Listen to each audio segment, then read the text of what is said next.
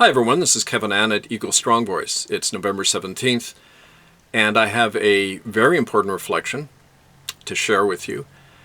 I've been advised actually not to share this reflection, not to go public with what I know, because it might cause my life to be in danger. Well, of course, as you all know, my life's been in danger for many years, and that hasn't stopped me, especially since now I have not just a moral but a legal obligation to share what I know about this. It involves the news item that one of Canada's top puppet native politicians, Chief Ed John, is now being accused of rape. And this reflection also contains very relevant evidence for the courts, which will be provided to them. The reflection is entitled, Fate Catches Up with Canada's Big Apple, Doing What Comes Naturally to Frankenstein. Now I begin with a quote from Frantz Fanon. The colonized man is a patchwork fabrication of a foreign power. The more he takes on the mantle of his conquerors, the more he learns to hate himself and project that loathing onto his own people. I first heard the name that makes a lot of West Coast Indians run for cover when a very large man threw me against a wall. Grabbing me by the throat, the ruffian bellowed in my face, "Eddie John's pissed off with what you're doing here, and he says if you don't cut out the shit, you're going to be dead." My assaulter was Dean Wilson. He's an enforcer with the Carrier-Sicani Tribal Council in Prince George, British Columbia. His assault on me occurred in Vancouver on June 12, 1998, during the opening session of the only independent tribunal ever conducted into the Canadian residential school genocide.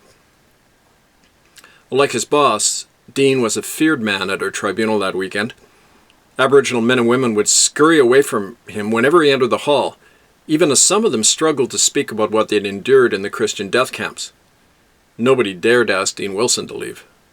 "Oh, that's one of Ed John's goons," said a native man to me, nervously.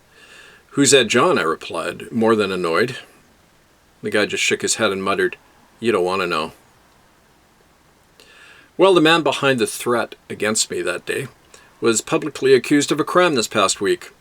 Grand Chief Ed John has been charged with 4 counts of, quote, having sexual intercourse with a female without her consent. That's our sanitized Canadian way of saying that he raped somebody. His trial is scheduled in Prince George for December 10th. Well, I have to admit that when I read the news item about the rape charge being brought against Mr. John, brought by a single accuser, my first thought was, only one? For those of you who haven't had your eyes opened at the receiving end of Dean Wilson's mitts, Ed John isn't just your average government puppet chief. He's one of the richest Indians in Canada. He's a former BC cabinet minister and a Canadian government delegate to the United Nations. In return for lots and lots of payback, he's personally brokered the selling off of vast tracts of his Carrier-Sicani people's own lands up in northern BC to lots of multinational corporations. And according to at least 5 separate native eyewitnesses, Ed John's got blood on his hands. Helen Michelle is a Carrier woman and one of these witnesses. She gave her testimony at a closed recorded session of our tribunal in 1998. She says, Eddie John's knocked off lots of people to get their trap lines and mineral rights. He's got his own private goon squad that gets rid of people. He had my cousin killed to get his land. Eddie signed away all our water to Elcan, and anyone in the tribal council who objected got a one-way trip to the lake. Her partner Frank Martin also gave testimony. He said, Eddie's the big power up north, and he keeps everybody in line by grabbing their kids. He runs all of the drugs and the child trafficking around Prince George with some of the Mounties and local judges. The feds look the other way because he plays their game. That's his payoff. Well, all of this is sacrilege to the Canadian media and government, who have adulated and protected Ed John for many years. He's the Indian politician always quoted in the press, including at the Truth and Reconciliation Commission, or TRC, fiasco, where his crocodile tears were caught live on television as proof that Aboriginal people finally forgive Christian Canada for doing to Indian kids what Ed apparently does all the time. When it comes to its abo accomplices, white Canada knows how to protect its own. Anyone who's ever spoken up publicly against Ed John has either disappeared or found themselves at the receiving end of government-funded lawsuits and gag orders. The kind that BC Premier Assange arranged for Ed at taxpayers' expense in July of 2002. At the time, anyone who criticized Assange's appointment of Ed John, who was an accused child trafficker, to the post of Provincial Minister of Children and Families, received a personal reply from the Premier threatening litigation. Seriously. And so it might seem odd at first blush for these sudden charges to be brought against Ed John, along with the willingness of BC's Attorney General to allow the trial against him to proceed. In reality, the whole thing smells of containment. Did somebody say TRC again? Only one woman is accusing him of rape, based on an incident 45 years ago. But Eddie John Boy has been doing that and a lot worse. More recently than 1974, according to even more eyewitnesses. One of them is Les Guerin. He's the former maintenance man at the Musqueam Indian Reserve in South Vancouver. That's home for Ed John and his lovely wife, Wendy Grant John, who's another government insider. According to Les and the sworn affidavit of another man named Jim Q, Ed John participated in the group rape of a disabled man in a private Musqueam home in the fall of 2004. Les said to me, "It's how they keep everybody in line. It's the violence. It never stops." Ed and Wendy have driven lots of families off the reserve to grab their homes. They run the Celtic shipyards nearby that brings in guns and drugs and little kids from overseas. Shit, they even use Musqueam as a body dumping site. Eddie hired Willie's brother Dave Picton in 1999, and the guy was bringing bags of soil out here. I saw him do it.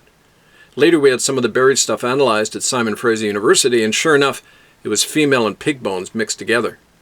But the cops wouldn't touch it. Eddie's too well protected. Well, this kind of gangsterism by reservation chiefs isn't exactly a novelty in Canada. Drug dealing, child trafficking, rampant corruption, and nepotism is the order of the day on virtually every reservation.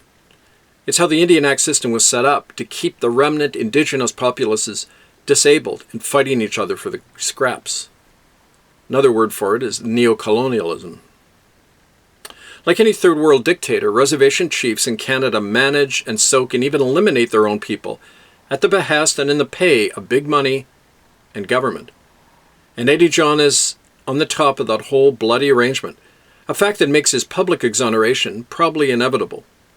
And so it's no accident that the total legal case against him now consists of a single accuser popping up more than 4 decades after the fact. Like with the great TRC cover-up, you can be assured that there'll be no mention of dead people allowed in the course of the Ed John trial. Well, that said, the guy is nothing if not a pitiable figure.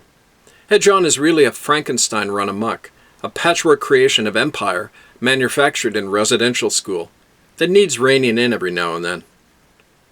Try as he might to please his masters, and as important as he remains to corporate Canada's agenda of a landless and dispossessed native population, like any artificial being, Ed John is expendable, and he knows it.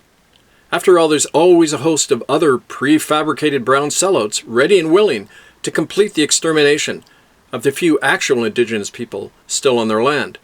All of that to secure the West Coast water and minerals for the highest bidder. Nowadays, that means China. And so it's more than significant that the Ed John trial is happening in Prince George, in the very backyard of the mushrooming Chinese liquid natural gas empire that's responsible for driving native families and legions of missing women off their lands and into oblivion.